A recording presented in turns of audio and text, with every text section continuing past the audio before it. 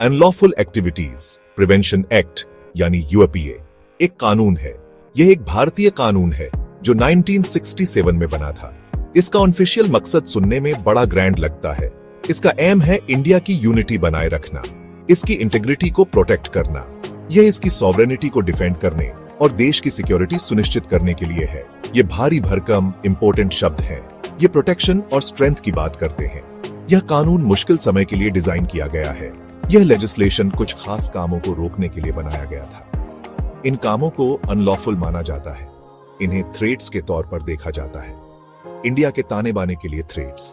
यह कानून गवर्नमेंट को पावर देता है यह तय करने की पावर कि क्या अनलॉफुल है। पावर उन लोगों के खिलाफ एक्शन लेने की जिन पर शक हो।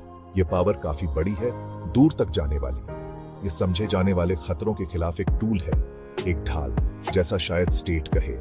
यूएपीए का प्राइमरी फोकस स्पेसिफिक है। यह टेररिज्म को डायरेक्टली टारगेट करता है। यह एंटी नेशनल एक्टिविटीज को भी टारगेट करता है। ये टर्म्स काफी वाइड हो सकते हैं, इनका इंटरप्रिटेशन शिफ्ट हो सकता है। एंटी नेशनल एक्टिविटी आखिर होती क्या है? ये क्रिटिकल डेफिनेशन कौन तय करता है? इस कानून का एम उन फोर्सेस के खिलाफ एक दीवार बनना है जो इंडियन स्टेट को डिस्टेबलाइज करना या तोड़ना चाहती है। लेकिन कानून, चाहे उनके बताए गए एम कितने भी नेक हों, कॉम्प्लेक्स हो सकते हैं। वे सिर्फ किताबों में नहीं होते, वे उनके एप्लीकेशन में जीते हैं। वे उनके एनफोर्समेंट में महसूस होते हैं। एक ढाल प्रोटेक्ट कर सकती है, यह सच है, लेकिन एक ढाल नजर भी धुंधली कर सकती है। इसे इतनी कसकर पकड़ा जा सकता है कि मूवमेंट, यहां तक कि सांस लेना भी मुश्किल हो जाए। यूएपीए एक ऐसी ही पावर है। इसकी कहानी नियत की है और इंपैक्ट की।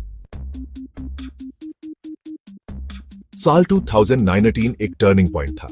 अगस्त में आर्टिकल 370 बदला गया। यह आर्टिकल जम्मू एंड कश्मीर से जुड़ा था। यह उस रीजन को एक स्पेशल स्टेटस देता था। इसके एब्रोगेशन से पॉलिटिकल, सोशल और लीगल तौर पर लैंडस्केप बदल गया। सेंट्रल गवर्नमेंट का कंट्रोल बढ़ गया। यह एक सिग्निफिकेंट हिस्टोरिक शिफ्ट था। नई सच्चाइयां सामने आने लगी। पुरानी एंजाइटीज को नई एक्सप्रेशंस मिली। इसके बाद यूएपीए का इस्तेमाल बढ़ा, खासकर जम्मू एंड कश्मीर में। यह कानून वहां अथॉरिटीज द्वारा अक्सर इस्तेमाल किया जाने वाला एक प्रोमिनेंट टूल बन गया। एमनेस्टी इंटरनेशनल ने इस ट्रेंड पर गौर किया। उन्होंने अक्टूबर 2024 के आसपास इसकी रिपोर्ट दी। असहमति की आवाजों को इसकी ताकत का सामना करना पड़ा। ऐसा लगा सप्रेशन था। उन लोगों को चुप कराना जो नए स्टेटस को पर सवाल उठाते थे या उसका विरोध करते थे। नंबर्स एक साफ कहानी बताते हैं। 2020 और 2022 के बीच फिगर्स सामने आए। 37% ऑफ ओनल यूएपीए केसेज पूरे कंट्री ऑन ऑफ इंडिया में अकेले जम्मू एंड कश्मीर में रजिस्टर हुए। यह एक डिस्प्रोपोर्शनेटली हाई फिगर है। फिर भी कन्विक्शन रेट कम ही रहा, सिर्फ 3% ऐसा रिपोर्ट किया गया। बहुत सारी अरेस्ट्स, कुछ ही कन्विक्शंस। यह पैटर्न कई सवाल खड़े करता है। इस एनफोर्समेंट के इम्प्लीकेशंस गहरे हैं। यह लोगों की डेली लाइफ्स पर असर डालता है। यह पॉलिटिकल क्लाइमेट को गहराई से शेप करता है। लोकल ऑटोनॉमी कम होती महसूस होती है, खासकर एनहांस्ड सेंट्रल कंट्रोल से जुलाई 2024 में और बदलाव हुए। लेफ्टिनेंट गवर्नर, एक अपॉइंटी, को गवर्नेंस पर एब्सोल्यूट कंट्रोल दिया गया। इससे पावर और सेंट्रलाइज्ड हो गई और यूएपीए अपना काम करता रहा।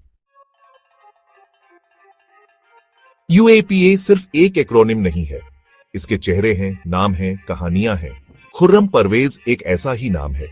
वह कश्मीर से एक ह्यूमन राइट्स डिफेंडर हैं जो अपने काम के लिए जाने जाते हैं। वह नवंबर 2021 से यूएपीए के प्रोविजंस के तहत जेल में है। ह्यूमन राइट्स वॉच ने फरवरी 2025 में भी उनके केस पर रिपोर्ट किया। उनकी डिटेंशन पर कंसर्न बनी हुई है।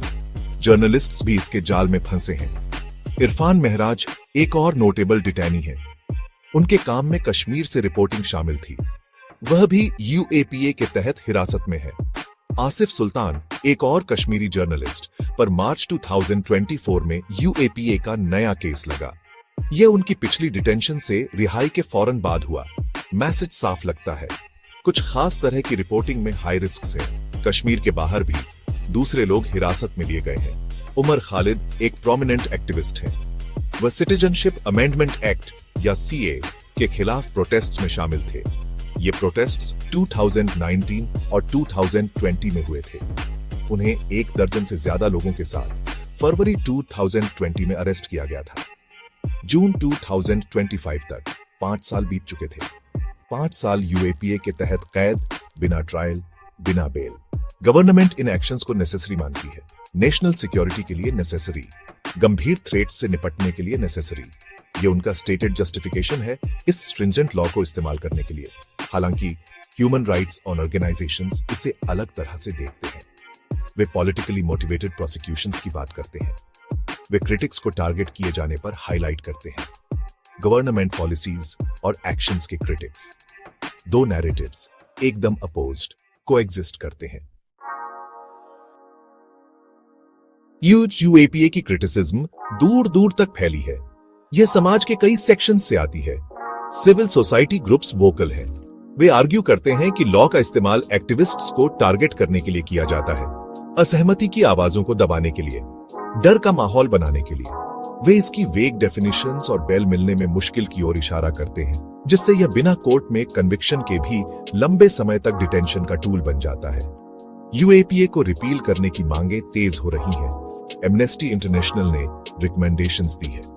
उन्होंने यूएपीए और पब्लिक सेफ्टी एक्ट या पीएसए के तहत डिटेन किए गए उन सभी लोगों की फौरन रिहाई की मांग की जो सिर्फ अपनी फ्रीडम ऑफ एक्सप्रेशन और ओपिनियन का इस्तेमाल कर रहे थे। Association of protection of civil rights या एपीसीआर ने मीटिंग्स ऑर्गेनाइज की प्रिजनर रिलीज की मांग करते हुए। यह सितंबर 2024 में ही हुआ। पॉलिटिकल पार्टीज भी इस आवाज में शामिल हो गई हैं। Communist party of India, Marxist, मिसाल के तौर पर दूसरी अपोजिशन पार्टीज के साथ यूएपीए को रिपील करने की मांग कर चुकी है। वे पॉलिटिकल अपोनेंट्स और क्रिटिक्स के खिलाफ इसके कंसिस्टेंट मिसयूज का हवाला देते हैं, जुडिशियल डिलेज प्रॉब्लम को और बढ़ाते हैं। ट्रायल्स और बेल हियरिंग्स में पोस्टपोनमेंट्स होती हैं। कोर्ट्स अक्सर बेल प्लीज रिजेक्ट कर देती हैं। प्रोसेस खुद ही एक पनिशमेंट बन जाता है। यूएपीए इंडिया के लीगल और पॉलिटिकल लैंडस्केप पर एक लंबी परछाई डालता है। फाइनेंशियल एक्शन टास्क फोर्स या FATF, जो टेरर फाइनेंसिंग पर एक इंटरनेशनल वॉचडॉग है, ने यूएपीए जैसी काउंटर टेररिज्म पॉलिसीज के अब्यूज को रोकने के लिए मेजर्स रिकमेंड किए हैं, खासकर नॉन गवर्नमेंटल ऑर्गेनाइजेशंस के खिलाफ। डिबेट अभी खत्म नहीं हुई। ये सिक्योरिटी, राइट्स और डेमोक्रेसी के मिजाज के बारे में एक कंटिन्यूअस, अर्जेंट कॉन्वर्सेशन है।